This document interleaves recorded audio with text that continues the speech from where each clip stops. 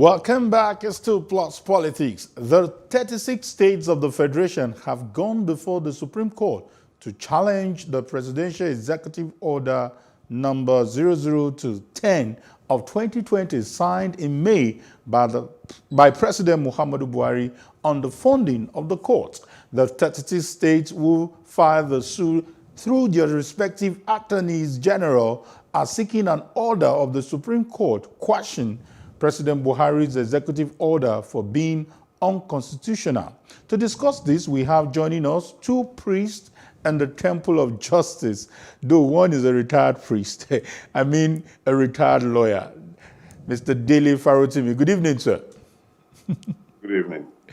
And we also have, I don't know whether I can call him a young lawyer, since we have a retired lawyer now, Mr. Akintayo Iwilade. Good evening, sir. Good evening to you. Thank you very much for having me. Good evening, Mr. Farotimi.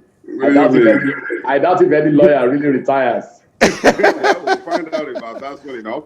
Exactly. Okay. Let me start with. Nice to see you, brother. He chooses that title, so it's not my fault. But let's start with him. What do you make out of this issue? Some have read meanings to it. Some have felt, the President Muhammadu Buhari meant well. He wanted the independence of the judiciary at the state because there have been cries of infractions by many state governors. Do you share that thought? Well, I am of the opinion that the road to hell is actually paved with good intentions.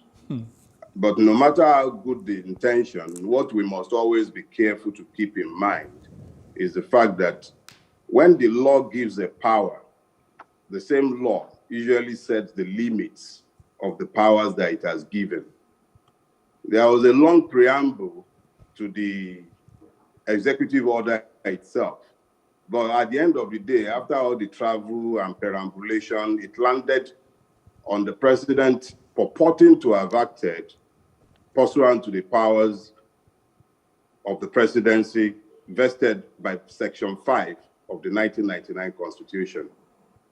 Frankly speaking, what the president has done is a clear breach of the Constitution that he presumes to have acted under.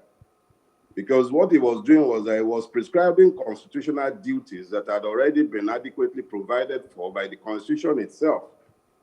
The Constitution has made it clear if you look at sections 80, 81, and 84, particularly subsection 4 of Section 84, where it speaks clearly of how the judiciary at the federal level is to be funded.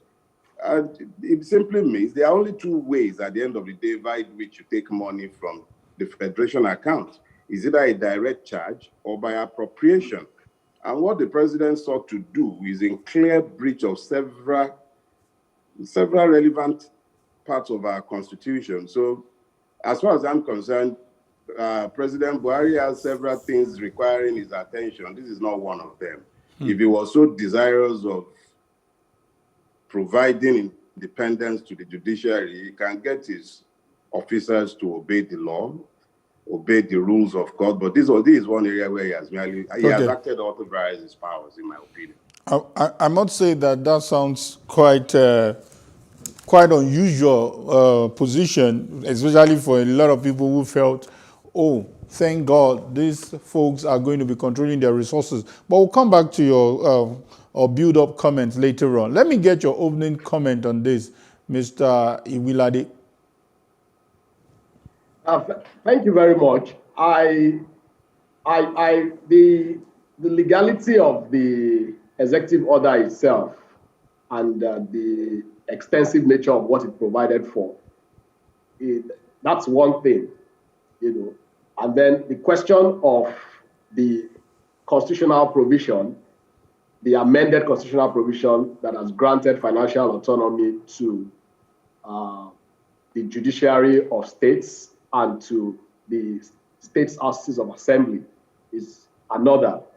Now, the president's executive order, the legality of that has been submitted by this court action that you referred to. The attorneys general of the respective 36 states going before the Supreme Court seeking interpretation of that. And so it might, one might not be able to make a definitive pronouncement as to the legality or otherwise of that executive order, particularly because that has been submitted for adjudication before the Supreme Court. However, the broad perspective I would wish that would be looking at is that the subject matter is really about the independence of the judiciary. It's about strengthening the principles of separation of powers. And more importantly, it's also about deepening the concept of federalism in Nigeria. So it's the executive, the aspect of the constitution that the executive order seeks to direct members of the executive and other arms of government in terms of how to implement it.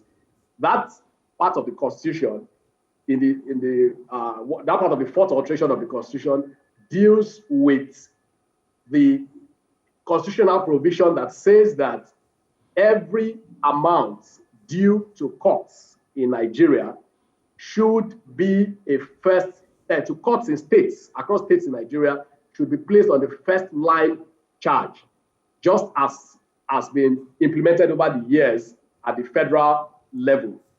And that's a constitutional provision. Regardless of whatever position the court takes, the Supreme Court takes on the validity or otherwise of the executive order made by the president, or the extent of his bindingness on authorities, both legislative and executive authorities across the states, it would not in any way take away from the fact that the Constitution has already, the amended part of the Constitution has already made a provision that there has to now be an autonomy, financial autonomy for the judiciary across the states and the houses of assembly across the states. Okay. So broadly speaking, if we are looking at federalism, true federalism, which we all know and has been consistently analyzed by several political experts and economic experts, that if Nigeria is to proceed forward, if our institutions are to be strengthened, we have to keep at this work towards true and consistent federalism. And I think that the attempt to strengthen the capacity, financial capacity of the states, the state judiciary and the state I want to interject here. I think it's a step. I want to interject here because of our time. I know that if I allow you, you're going to make your full presentation for 20 minutes. But because of time, let's just look at some of the issues that Mr. Farotimi highlighted, and I want to go back to him. And just like you advised the president that there are other important issues he should focus on, I also want to ask you, what about the governors? Could they be protecting the judiciary so well? Because it appears the governors are really, really interested in this issue. Is it that they are afraid of losing their grip over the judiciary? Or can you help me make sense out of the reason why the governors are not smiling on this issue? See, there is always the danger that when one comes down on a side of an argument, if one does not take the time to make clear one's position, one might unwittingly be making a case for people who should be condemned. I do not speak in support of the governors. The truth is consistent. It doesn't matter whether you like the recipient of your exertion, as long as what you have said or what you are doing is the truth, you have an obligation to simply say that truth. The thing is that the governors would not want to see the independence of the legislative houses. But if something is the truth, it remains the truth regardless of the beneficiary. Let us get something clear. My own argument is that what the president has done is completely hypocritical, and he doesn't have the power to do it. It is not that what he has done is not commendable. But like I said earlier, I said the road to hell is paved with good intentions. My colleague spoke about true federalism. I would even go as far as to say that this order actually violates the spirit of federalism. The constitutional provision, as amended section 121, sub 3, is sufficient if it is enforced to address the issue. But if the president, in pursuit of a laudable effort, then grabs powers that do not belong to him, and we applaud him simply because we like what he is doing with the power grab today, where do we find the moral integrity to question him when he does all the other things that this particular president is given to doing that are extrajudicial? Where did he find the power to do this? That is the point. Now, as far back as 2014, Olisa Agbakoba had actually sued to get the federal government to begin to comply with the provisions of sections 84, sections 80, 81, and 84. And he got a judgment from the same Supreme Court since back in 2014. The federal government has never implemented that. The same federal government that has failed to implement the constitutional provision is the one that is busy seeking to get the state in an extra constitutional manner. To do it's just a power grab. And as far as I'm concerned, the law does not give a power that it does not delineate and limit. Let me take this discussion. Constitution, as imperfect as it is, bad as I might believe it to be, if we are going to play by the rules that it has set, what the president has done is unconstitutional. He doesn't have the power. Let's take this conversation a bit further. Mr. Iwilade, I see this same argument, I see these same conflicting views when we talk about the autonomy of local government too, and where we hear that the federal government hasn't been able to take care of whatever is within it, and he also wants to take charge of disbursing funds directly to local government. But a good number of people will say, we are talking about local government autonomy, and by extension now, I'm trying to marry the two issues together. Where is the true definition? Because some people will say there's nothing like true federalism. It's either you're practicing federalism or you're not practicing it. But I think your choice of the word true here is to say that there is some kind of negation to what federalism is. Can you explain that?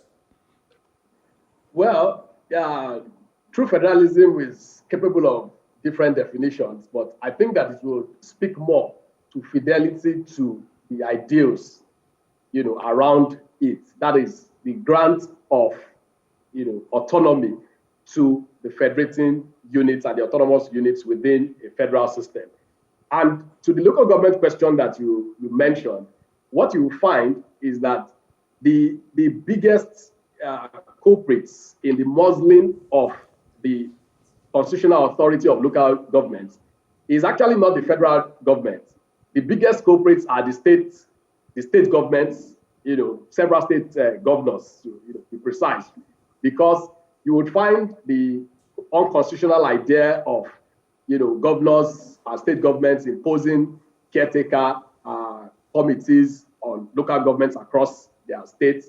You find a situation where elections are hardly held, periodically as it should be, and as envisaged by law, into local government councils across the country, which by implication dispenses of the capacity and the rights of the people at the local government levels to actually decide, who their leaders are and to decide who should lead them and in what manner. And so when we are talking about the autonomy or the muzzling of the powers of local government to do very basic things and to fulfill their constitutional obligations, you can take, of course, on the federal government as to whether it fulfills, its own side of the end of the stick, its own side of the bargain. But what you find oftentimes is that even when the sums and allocations meant for local governments, are disbursed, across the states, the question is that, do these local governments across Nigeria, are they allowed access? Or do they even get the full money? Constitution to funds that are meant for them? Are they allowed to fulfill their constitutional responsibility? Okay. And if you look at the entire structure of several states in Nigeria, you will find that hardly do you even find elected local government authorities in several states of Nigeria. They have actually been converted to appendages. Okay, many states. Mr. Iwilade, So I hope you won't. I hope you won't get angry at me. I'm always conscious of time. I wish we have more time to always throw more light on it. But let me quickly get Mr. Farotimi's view on this because of time.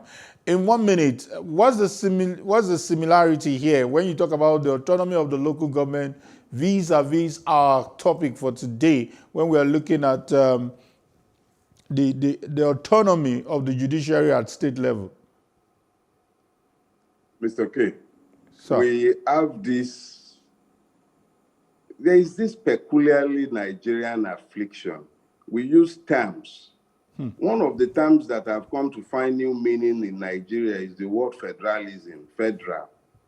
Is a fraud. There is no federalism in Nigeria. There is nowhere in the world where the federal government creates federating units. Nigeria is the only entity in the entire wide world where the federal government is the creator of federating units. The Nigerian federal government, quote unquote, and I repeat, it is a fraud, is the one that creates local government, and local governments are the basis for revenue allocation. There are so many lies we have domesticated in Nigeria to the point where we are even incapable of telling ourselves what the truths are any longer. And one of those lies is this one that talks about local governments in Nigeria and its autonomy. It cannot be autonomous. Think about it. Oga Tinubu, in the years of the PDP, was busy creating local LCDAs here in Lagos State. Now that the APC is in government, how come those LCDAs have not become local governments? How is Lagos State revenue coming to Lagos State? Let's be clear about something. We've told ourselves way too many lies, and these lies are just not sustainable. That's Local government autonomy is impossible given our current constitutional arrangement. Thank you so much. Any attempt by the so-called federal government Thank you so much. to enforce it is just an attempt to enforce unitarianism. That's all it is. I know this is a big temptation to Mr. Iwilade. I understand the time is gone. But in 30 seconds, you have something to say about his position. 30 seconds. Well, the view that the Nigerian constitution needs to be entirely reworked completely. There is absolutely no doubt about that. Okay. And then the view that the federal government, it's sort of, the view that the federal government, the idea of the federal government creating federating units is unheard of. But the way the societies evolve differ from place to place. So there's a way the federal structure in Nigeria evolved. We really cannot call what we have today as a federal system. Absolutely not. It is more unitary than federal.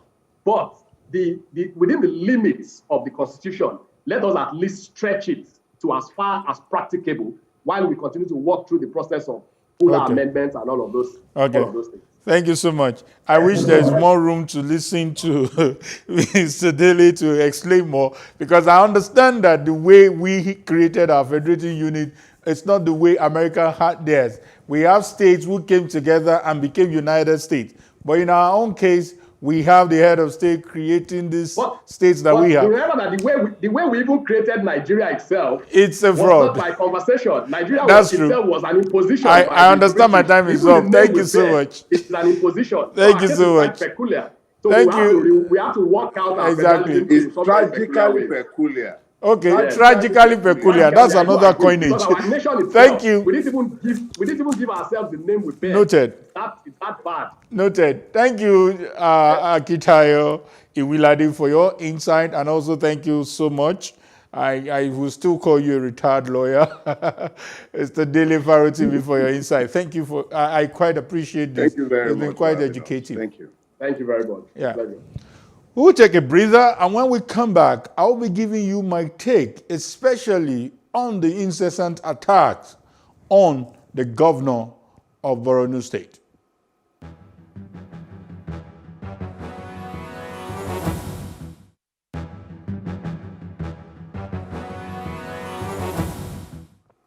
Here is my take.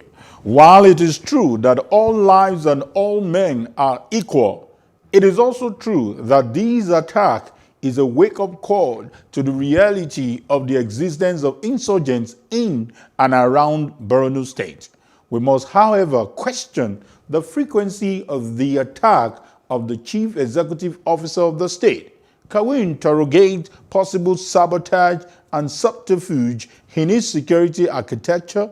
Can we possibly ask whether this attack has something to do with his audacity to develop the mental capacity of his people with massive school infrastructure in his state? While there is a faint hope of possible answers to these questions, can the authorities make urgent steps not to only protect the governor and the citizens, but to genuinely flush out the insurgents in their hideout, if not on the streets? And that is my take on the issue. Plus Politics returns same time tomorrow. I remain yours truly, Kayode Ladeinde, saying bye for now.